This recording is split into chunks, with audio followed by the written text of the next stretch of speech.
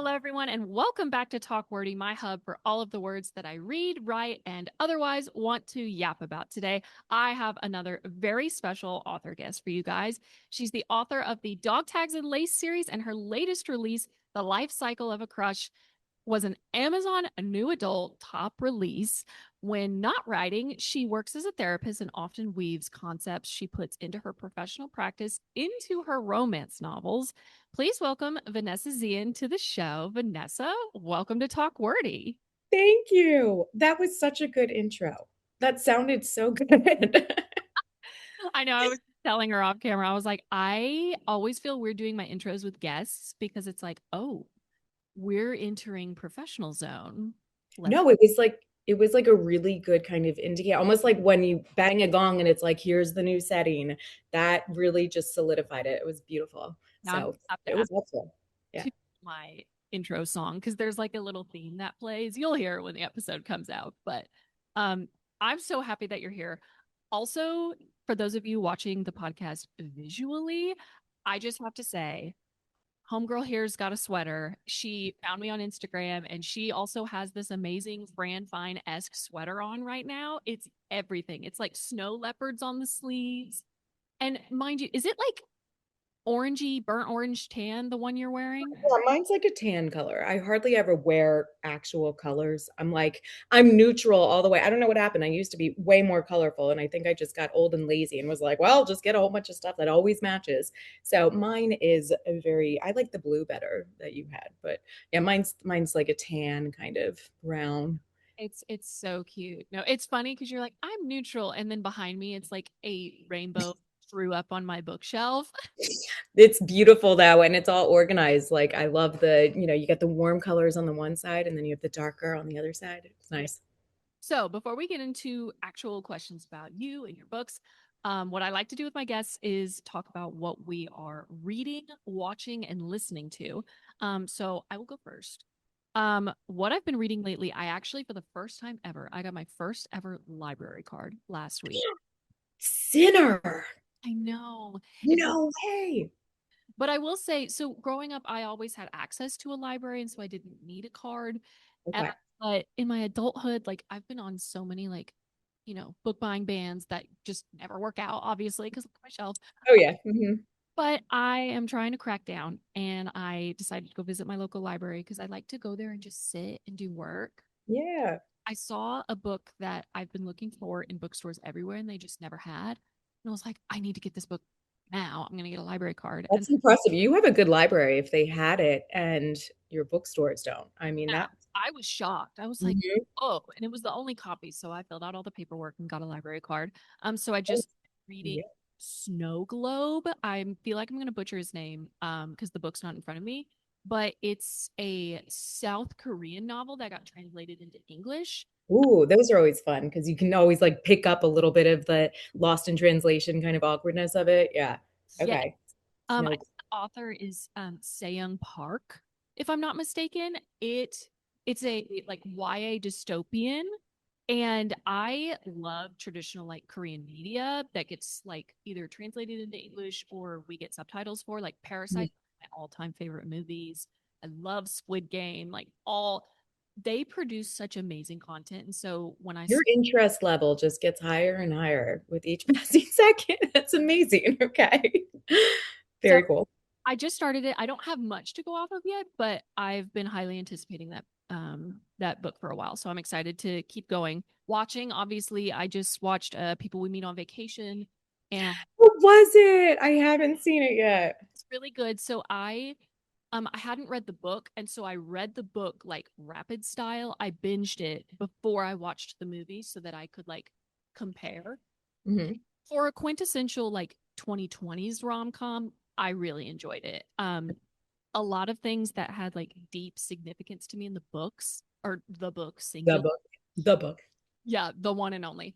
Um, it kind of came off as like Easter eggs for me in the movie. So like Okay. never read the book, you won't know what holds like really cool significance. But it was a beautiful movie, beautiful book. It's one of my favorite Emily Henrys now. And then listening wise, Uh, Wait, can we pause real quick because I just need to talk about that. So, what is your recommend? It's been several years since I read it. What's your recommendation? Do I do what you did and reread it and then watch, or do I just kind of because I probably the Easter egg stuff I probably wouldn't know because it's been so long. Do I just go ahead and watch it? so, how good would you say that your comprehension is? Because I read this book days ago and I remember big moments. Like it fades fast for me. Yeah, I like to think my comprehension's good, but my retention is not necessarily fantastic. Um, so the big moments, gosh, like I'm even trying to think what big moment pops out for me right now, other than like England garden scene. Like I don't, you know what I mean? Like I don't know. I personally recommend if you have a chance, go reread the book, but Okay. no pressure if you can't because they do stand on their own. Like Yeah. it nods back to the book, but you Yeah. could, if you're a reader, you have these little treasures from the book that you get to hold on to, and just movie watchers won't like really understand. Yeah. If you only watch the movie, you still get a really good gist of the story, but also you have these little snippets that aren't in the book if people Yeah. only read the book and don't watch the movie, that sort of thing. So you really can't go wrong either way. Yeah. I feel like we should just do an experiment. Like because you did read it, maybe I won't, and then we'll trade notes. Great movie though. The casting was wonderful. They did a really good job. Okay. Like I need to go figure out what other movies. His name is Brett. I just don't remember his last name. The director of this movie. I need to go find out what else he's done. It was that good. Okay. All right.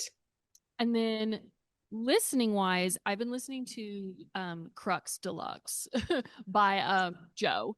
So Joe Curie, who played Steve Harrington on Stranger Things, he Okay. been in a band. He's been the singer in a band for several years, and I've been No listening. way. I did not know that. Really? Okay, let me put you on. Okay, when you listen to this music, you're probably going to start off thinking, "What is this? Like, I don't get it." It's starting to become more mainstream, but it has this kind of indie, subdued sound, but you can groove to it. Uh, Okay, this is me holding a pen. If we could just, what was that again? What am I looking up? Because I'm otherwise I'm going to be like Steve Carrington's actual person band. Please help me. so the band name is Joe, but it's spelled DJO. Okay. The lead singer is Joe Keery, spelled normal Joe, like Joe Mhm. Keery. Very alternative pop indie. Okay. Mm, I'm liking it. could groove to. All right. I I'm down. love it. He writes. It's funny because like the music itself, it's either like super catchy or it's super subdued, but the lyrics are so weirdly deep, and you don't realize it until like maybe the third listen. I really love his stuff. I'm a newer fan of his music. Obviously, he has it's they're the band that does, I don't know if you've heard the song, but it's called End of Beginning. It's the and when I'm back in Chicago, I feel it. Like it's everywhere on TikTok. Probably one of those things that if I, as soon as I hear it, I would know. Yeah, Mhm. I I'm bet. horrible at remembering names. But yeah, that's what I've been reading, watching, and listening to. And so now I'm curious, what have you been reading, watching, and listening to? Okay. Reading, I have been doing Harley LaRue, The Losers. Have you read anything Harley LaRue? No. Okay. Dark romance, paranormal, not this, The Losers is not polyamorous, like all these things that in my head, I'm like, not my thing. I can't get enough Harley LaRue. It was the first thing that I ever read by her was I think The Dare. Like there's tons of people out here who know exactly what I'm talking about and would be sucked into this because in my head I'm like, well, that's not relatable. Like I am a very straight woman who has been with my husband for 19 years, like pretty chill and on that on the like on the straight and narrow path. What's the that you two you relate? Yeah. Well, I'm just like, yay, look at you, 19 years. Oh, thank you. Yeah, next month it will be 19 years. And then we were together for 4 years before that. And I'm only 41. I just turned 41. So do the math. It's been a while. Um, I freaking love her books though. They're so good. Somebody recommended it to me. And yeah, I devour them. So I guess it's just this like naughty side of me that pops out. That's like in another life. I would just love all freely with no Dude. qualms or consequences about it. Okay, so that's what you've been reading. What else have you been watching and listening to? I have been watching, okay, so Stranger Things, of course, and The Diplomat. We just finished that. And by we, I mean my husband and I. What else have I been watching? My mother-in-law is currently like temporarily living with us, and she loves watching movies. And so it's this really interesting thing at night when you're like, okay, kids are in bed. It's my husband and I and my mother-in-law. Let's watch a movie, and it sort of narrows the pot, like what you can comfortably watch. I have obliterated that. I've been like, yeah, hey, one of my favorites is Boogie Nights. Let's watch that. And my husband's like, I'm going to kill you. I do not want to sit here and watch Boogie Nights with my mother. And I'm like, but it's such a great movie. Let's watch it. So, we've like slowly branched out beyond that safe bubble. And then when he gets uncomfortable, he just walks away. And then it's just me and my mother in law hanging out watching movies. So the latest one that we watched together was Wonderland. Did you ever see that with Val Kilmer? Uh-uh. Oh, it's so good. I mean, it's older, but it's based on a true story, the real murders in LA on Wonderland Avenue, I think. And John Holmes was the big like porn star, and it's this house that like it was the party house, and they kind of liked having him around because he was the big porn star, and Lisa Kudrow's in it. And uh, What? she's so good, and she's so different than anything you've ever seen her in. Like she's like the straight laced. It's his ex-wife, or I think they were even still married, but like estranged. It's so good. Wonderland. You got to see it. But anyways, that was one of the ones that I watched with my mother-in-law, and my husband was like, I can't do this. Yeah, he was out. So And then listening wise, have you been into any podcasts, any music, audiobooks? So I got a new car a couple months ago. I used to have like Sirius XM. In the new car, we don't have it. Like it's a Mazda. And I guess that's not like an option with a Mazda. They do oh my gosh, what is Pandora. So yeah, it's been weird. So I've been just doing whatever my phone hooks up to Amazon Music. And my son, he'll be 15 in April, his playlist is like my favorite thing to listen to. It's this mix of like Biggie and then Cage the Elephant and then random new stuff. Like it's such a good mix that he has. So I end up listening to that a lot. Cage the Elephant is taste. What? Oh, what? We saw them. We took my husband and I have 4 kids. We took all 4 kids to go to a music festival last year in Ocean City, Maryland. It's called Ocean's Calling, and Cage the Elephant was there, and the Killers, and a whole bunch of people. So, so good. I mean, go see them live if you have the chance. Oh yeah, I saw them in concert for their new album, like their newest album. Okay. Such a good show. I Such a good think job. Social Cues is one of my favorites of theirs, if not the favorite. Um, I can't Melophobia, the one with cigarette Again, names and telescope, like love that. Oh wait, I'm the Tell Me I'm Pretty. I just love all of them. I okay. could I'm terrible with names. Once again, I'm really horrible with names, but I'm sure I agree with all of you on all of them. with the weird guy with the hat in the blue background. That's Social Cues. Uh, Okay. Tell Me I'm Pretty is the redhead coming out of the pool, and Okay. and then Melophobia is like the weird, like almost Pablo Picasso. Is that right? Almost like the cubism with the Cupid, right? Yeah. yeah. Okay. Um, but I love all of their music. Anyways, I could talk about Cage the Elephant for a while, but let's move on. Let's Okay. talk about you because I'm excited to talk more about you and your book. So, focusing more a little bit on the personal side first. So, like I said in the intro, you are an author and a therapist. I Um, am. Tell us a little bit about what a day in the life is for you juggling these two careers. It's not as hard as you would think. Because I'm a therapist and I can make my own schedule and, book when I want to book and not book when I don't, I take off usually Mondays and Fridays, and those are my writing days. But even like on Tuesday, Wednesday, Thursday, and then I always work one weekend day, I still will like carve out. I work the best in the morning when I'm writing. But I'll carve out a little bit of time in the morning just to keep warmed up, because I notice if I spend, do you relate to this? Like if I spend too many days not writing, I get real rusty real fast. But I took a month off in November because I was just go, go, go. I loved doing the NaNoWriMo challenges. But after I turned in my book to my agent, I was like, I need to chill. Yeah. So I took November off and then I just had like no brain flow writing wise all of December too. I finally just started writing something new. So yeah, I definitely I get you there. Yeah, for real. Like that is a real thing. So I try and write a little bit of something every single day, whether or not it's actually towards a project or just to write, just to keep it warmed up. But yeah, so I get some flexibility in that, thankfully.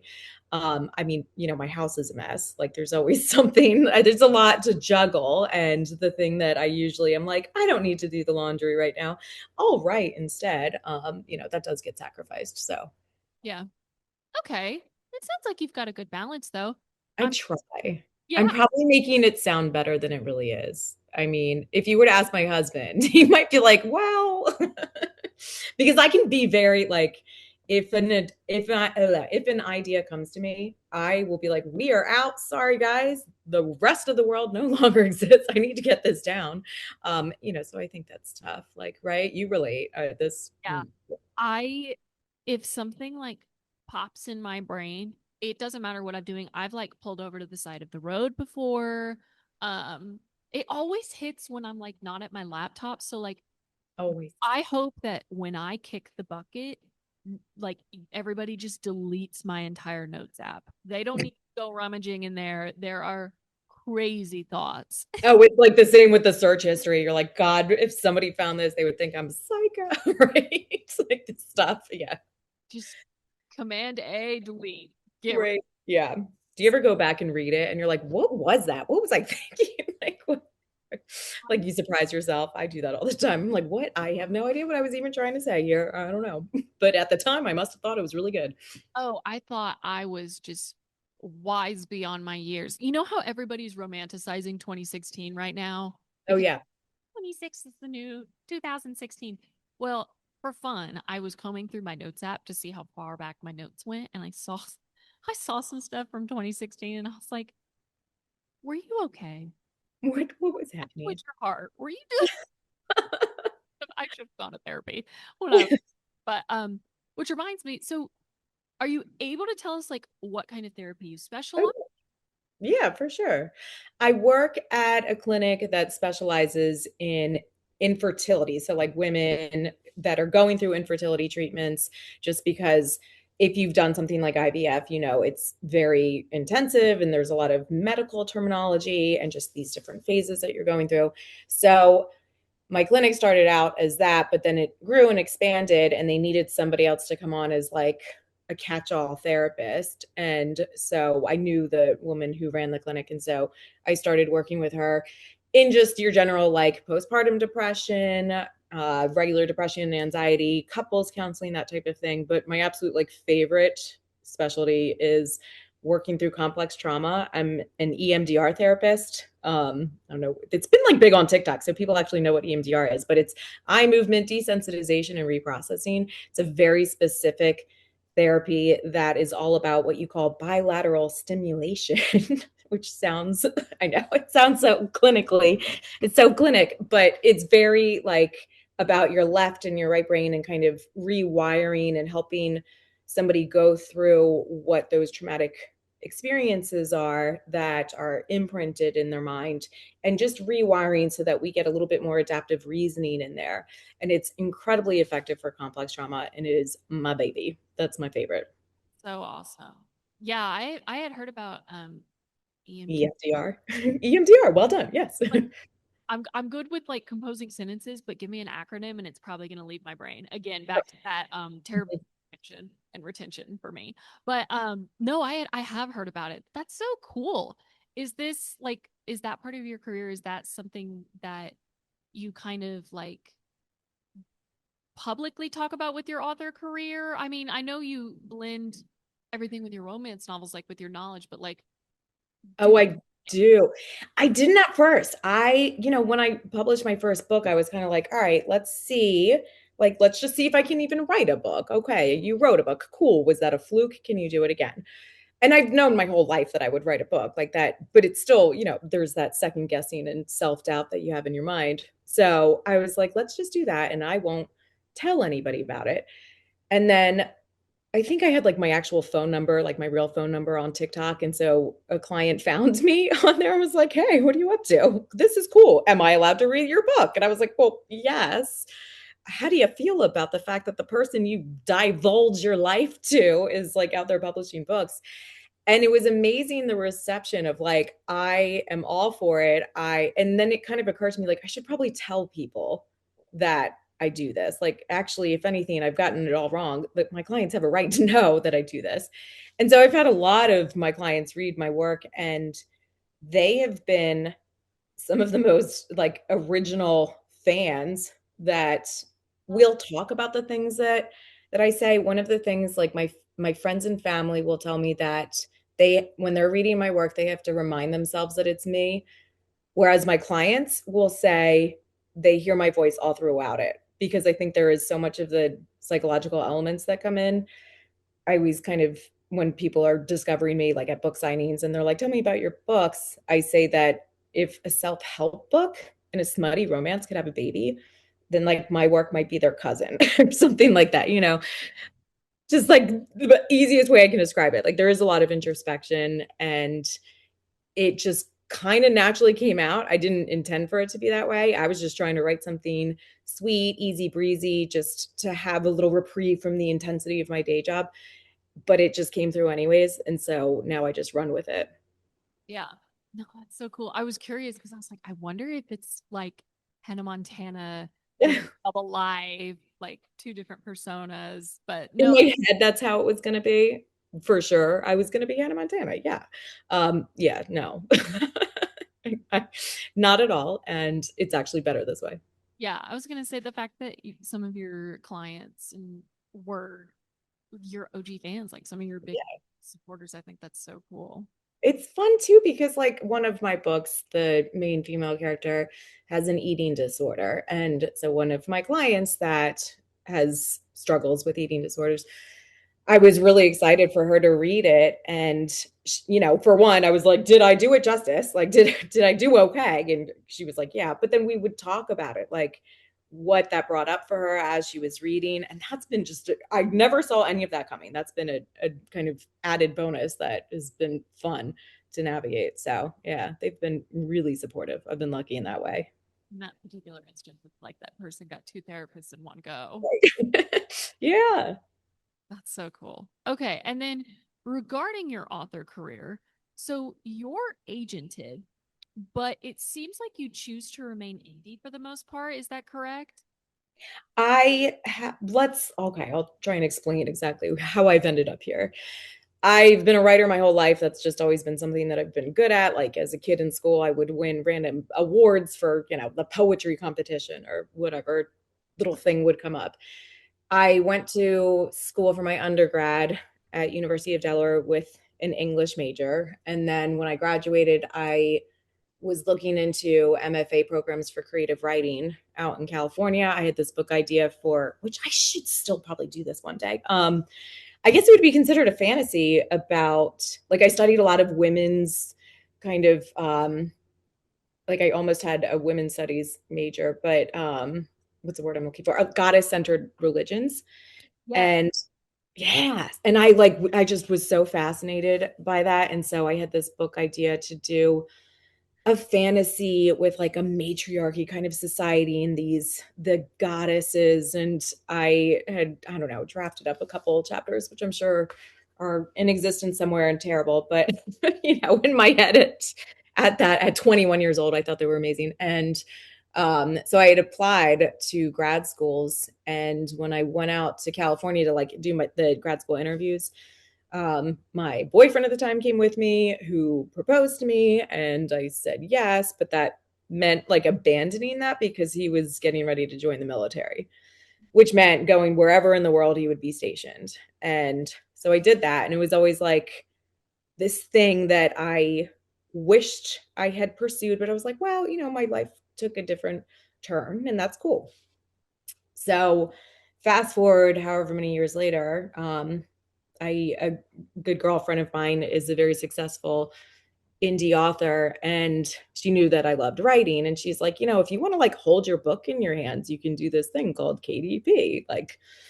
And that was a very safe and appealing option for me, because I was kind of like, all right, is this just this lifelong dream that I've had that is never actually meant to happen? Like, can I even write a full book? I'm really good at starting projects and not finishing them. Like, is this another one of those? I'm that type of person who's like, I know how to play piano just a little bit, just enough. And, like I'm really great at not following through. And so I am self-aware enough to realize that that might be a thing when it came to writing books. So I wrote the first book, I finished it, I published it. I had readers that mostly friends, family, that were like, hey, we really want to read that first book is a love triangle. And they were like, we want the odd man out story.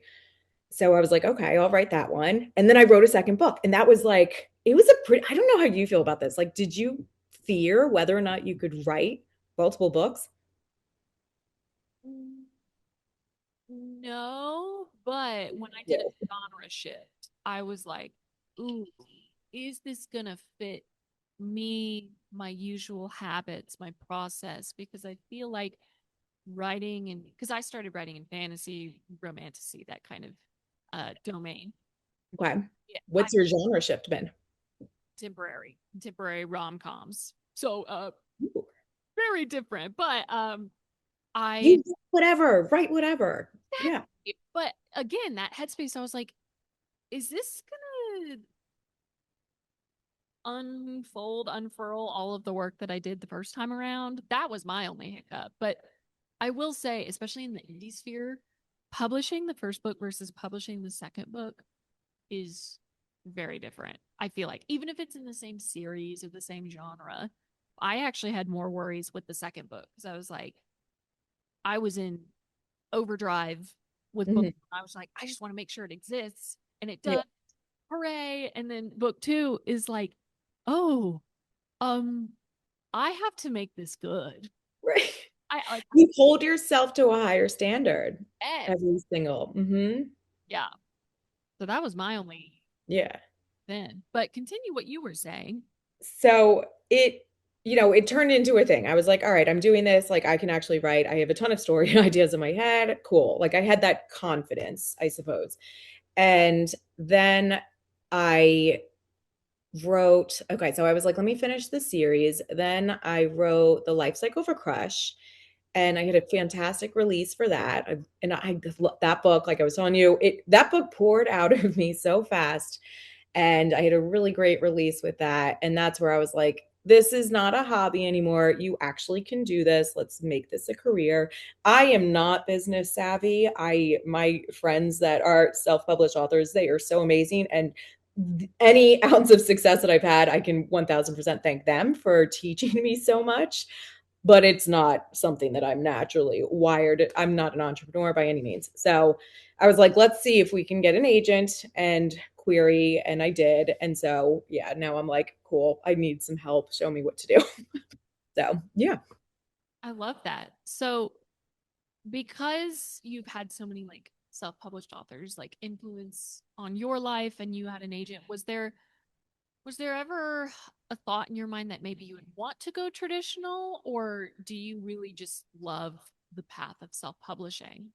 It was because this was a dream that I had from, the time that I was in college. Like, that was always my thing. I was going to be a writer. That was the image that I had. Like, I would finish this in my head. It was going to be that I would go to grad school, I would do this MFA, I would write this goddess-centered fantasy book, I would query that because I've already been like in this field with these people that are published authors. I would be able to get an agent and I would go traditional. Like that was just always the vision I had. And so now it was kind of like coming back to that, like a full circle coming back to that. Like that is still where I feel like if I'm supposed to be, you know? Yeah, I love that. Okay, now I want to circle back to talk about the life cycle of a crush. Okay. For those of our listeners who maybe this is their first time meeting you or knowing about your books, tell them a little bit about this book in particular. The life cycle of a crush started out with my editor, who she and I had been emailing back and forth, and she was telling me some story, and she was like, "Oh, the life cycle of a crush," and then she was like, "Hey, sidebar, that would actually make a really good book title." And I was like, "Challenge accepted." I just had like a thing blow up in my head. I could picture this entire scene, and I need to write it. And so I did, and it I think a lot of people relate to it just because it is those first flutters, like the main couple they meet when they are 13 years old because their parents are friends. And it's that awkwardness of like, I'm forced to be with you and hang out with you, but like I like you a lot, but I'm 13 and don't really know what to do with that. And there's all of those crush flutters. And I think it's just a really relatable thing and a big part of the reason why it just like poured out of me because I was like, oh God, I can still feel that. Like I would go back and read my old childhood journals and just like cringe, but also be like, it's so true. Like this is so real. And I ran with it. I love that. No, the 13-year-old journal thing is so real because I was such a journaler in my childhood. There's this like not a meme, but this concept that's going around, this like phrase where, especially with everybody romanticizing 2016, where it's like I'm looking at her, like your present self is looking at your Oh yeah. I'm looking at her and I know her, but she doesn't know me. Yes. I love that one. Yeah. So I feel like that resonates with what you're talking about. And it Yeah. just, I Have love you read your old journals? Like, have you gone back and just tried to read them? It's hard. I'm not gonna lie.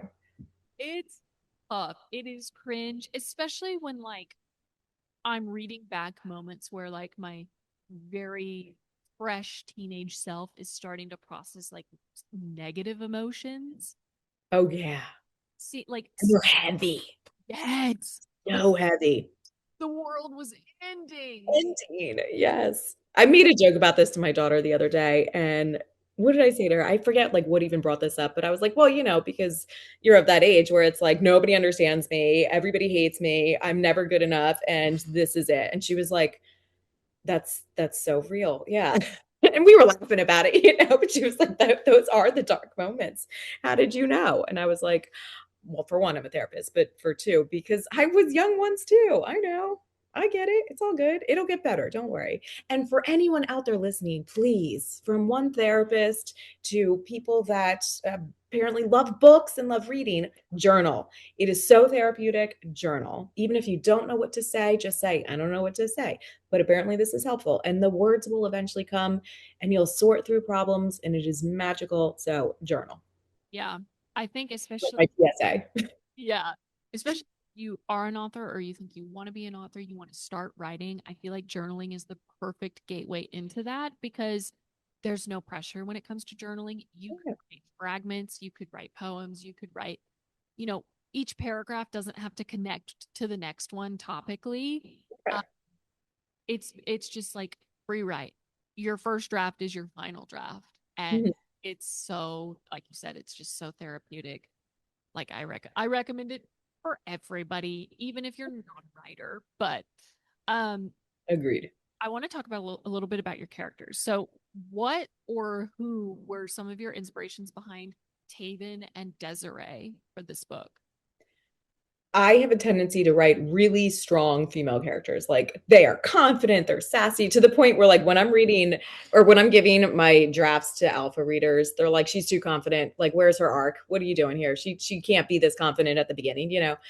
It's just my tendency. So with Desiree, I was like, I need to represent like the wallflowers, especially since we're meeting her at 13 years old. I need to introduce that. So I wanted to have a softer character who was not life of the party, who was a good girl who does the right things. And that's where Desiree was born. And Taven was just her perfect counterpart. And I think a part of why this book came to me so quickly is because I felt them and I could just like see them so vividly. And this is like a smidge of a spoiler, but there ends up being addiction in there that was not part of my original outline.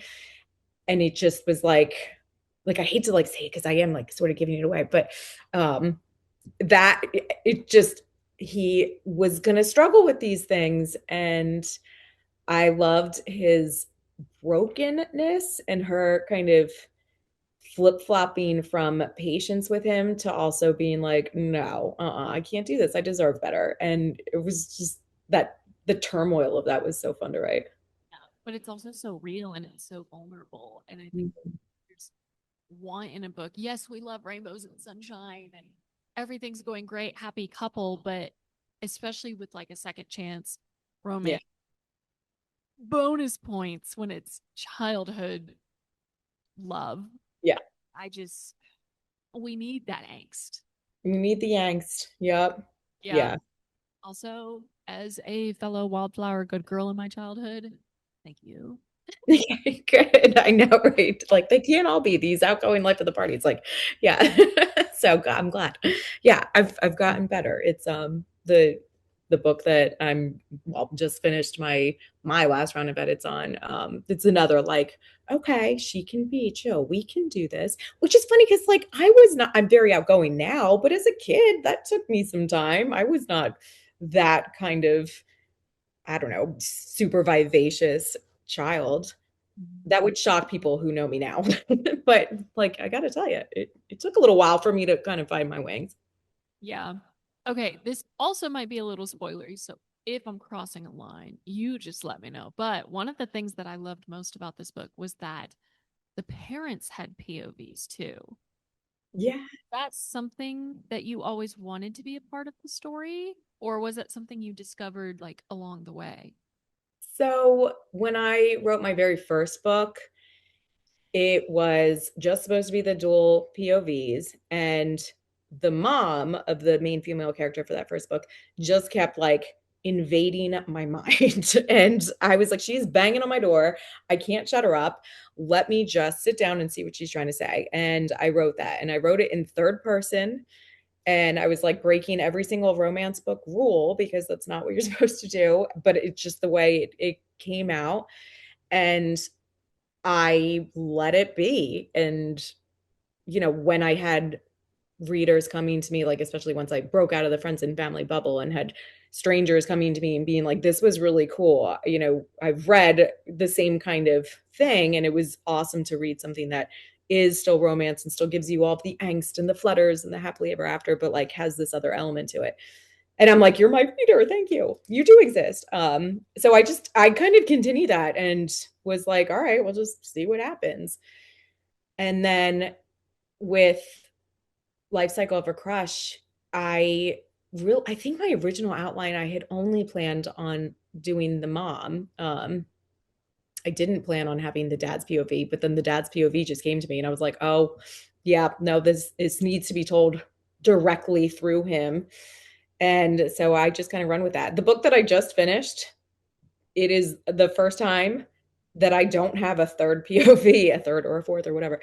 It's just the main character, the main couple. And it was like nothing else was coming to me. And I was like, okay, I guess we're doing this. So yeah. That's awesome. And I'll be harkening back to that in just a second. But before we get to that, you told me that you wrote this first draft faster than any of your others. Um, Mhm.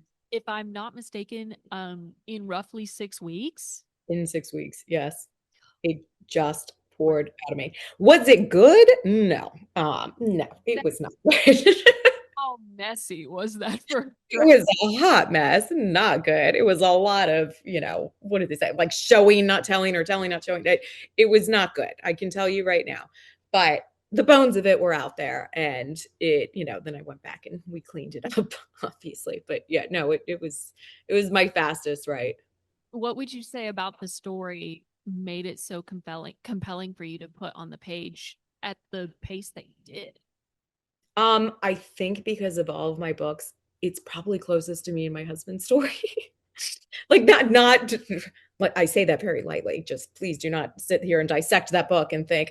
I love a good self insert because write what you love, but Right. I understand what you're saying. Like it is loosely, but it does harken back to like a personal touch point for you. Yeah, without a doubt. The way my husband and I have known each other our whole lives, because our older sisters, who they're 10 years older than each of us, they knew each other since kids and were best friends. And so they would like push us around in strollers together, and we just grew up together. And I was definitely the good girl and he was definitely the bad boy, and I had this massive crush on him that I thought was in no way reciprocated. And it turns out he felt the same way about me. So I think that's probably a little part of why it flew out of me so much. Yeah. I love that. Ugh, so cute. So cute. Okay. Honestly, I think we covered everything that I wanted to talk about. I am still in the middle of your book.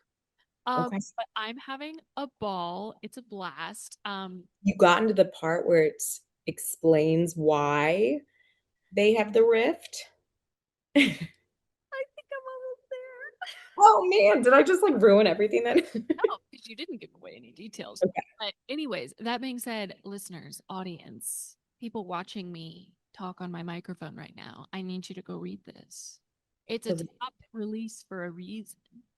Like it resonates. one of my favorite things to feel about a book is when I'm not even done with it and I get what's called 5-star tingles. Ooh. Like we're starting off at a 5. And This are we gonna like fizzle out? The answer's no. is- I don't know. Might have a horrible ending. You never know. You might be like, well, you really dropped the ball, kid. When I read a book, I start at 0 stars, not like this book sucked, but just like I'm neutral. And I'm like, Yeah. okay, I'm gonna understand how many stars this book is gonna be by the time that I finish. Versus there are books that I get the 5-star tingles and I'm like, we're starting at a 5 because this is everything. And that's what this book is for me. And I'm having a blast. You guys are gonna have a blast as well. Go read it. Um, I just wanted to say thank you for coming on the show. This has been so wonderful. You are a delight. We Um, were clearly meant to meet because we have the same taste in quirky sweaters. So I'm gonna have to go on Amazon and see if they've like dropped the price so I can get more colors. yeah. Only in blue. I really want the green one or the red one. Like I said, colorful person. Hmm. Neutrals hate to see me come. Actually, that's the opposite. Neutrals would love to see me coming. They're like, we need more. No, that is, yeah. I think the green one, yeah. I mean, for Christmas, No, Christmas is past, but like, who cares? Same who cares? coming up. Hmm. Yes, that's so true. You're absolutely right. Okay, that is the plan. Yeah. For this. Okay, so to finish the episode, um, tell our readers where they can find you, whether that's on social media, if you have any events coming up, all that Yeah. stuff. So most all social medias, it's Vanessa Zian. The one that I'm probably the best at and actually respond to people on is Instagram, which is Vanessa_Zian. And I do have a podcast coming up with Lydia Michaels. I'm not allowed to say the title or anything about it, but follow me if you want to learn more about that. And the next book signing I have is, let's see, at the end of the month at Romance Landia Bookstore in Maryland, where I will be with Willow Winters, who was the person I was talking about, who is my girlfriend, who paved the way and taught me, like, oh, there's this thing if you want to hold your book in your hands. Samantha Cole and Dee Dee Lorenzo and Tara Conrad will all be there on the 31st. And follow and look at my website for the rest of it. Love that. Yeah, I got to interview Willow a couple weeks ago. She is wonderful. You are in very good company. Oh my gosh. This is, I'm seriously like, I think I think to start out as an indie right here, right now, today is really, really difficult because of how saturated the market is, what AI has done to flood it.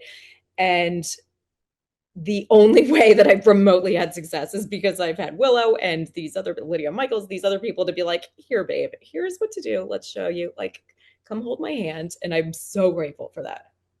Yeah, let me come hold your hand. Let me hold Right. say this. Also, I just realized I didn't backtrack to one more question. Can you tease anything about your next book, whether you're in the writing stage or editing? How's that going? I can tell you that the book I just finished, that is only two POVs, and I had one of my like awesome readers who was probably one of my first complete strangers that stumbled across me and had reached out and was like, hi, here's my name. You're really cool. Thank you so much. She's like my favorite person ever. I just had her read and because I was like, is it still Vanessa Zian? Like, does it still have that flair? And she was like, I don't know how you do this complex character development in such a short time, but like, yeah, it's still got the things. So that is called Married in Shadow. It is book one of a 3-book trilogy called the Cedar Vale trilogy. And it just got passed off to my agent to go on submission. So cross your fingers for me, y'all. I know. Submission is hell. I can Submission is really hard. Like you like brace yourself for all these rejections, but really it's just like a lot of quiet.